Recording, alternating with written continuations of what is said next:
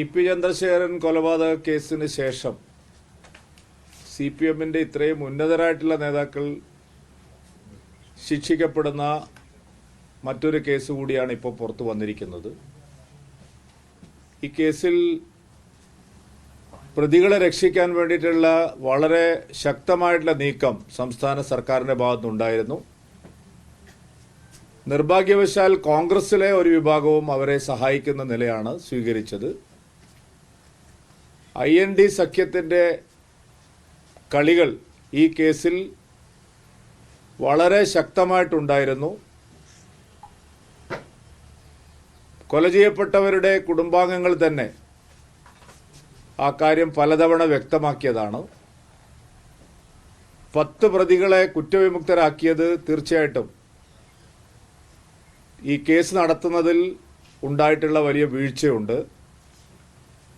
കേസിന്റെ ഒരു പ്രത്യേക ഘട്ടത്തിൽ കോൺഗ്രസിലെ പ്രമുഖനായിട്ടുള്ള അഭിഭാഷക നേതാവ് തന്നെ ഇടതുപക്ഷത്തോടൊപ്പം ചേർന്നു.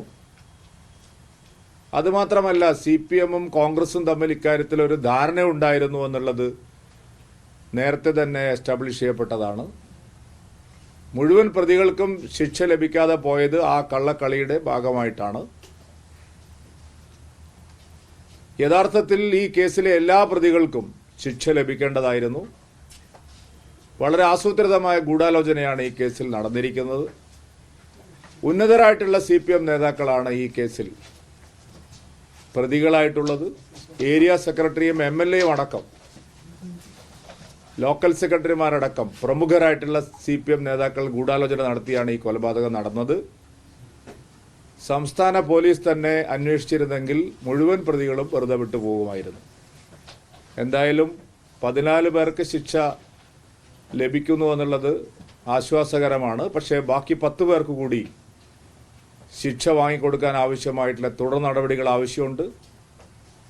കേരളത്തിൽ രാഷ്ട്രീയ കൊലപാതകങ്ങൾ പലതും ഇതുപോലെ തേച്ചു മാച്ചു കളയാനുള്ള ആസൂത്രിതമായിട്ടുള്ള നീക്കം നടന്നിട്ടുണ്ട്.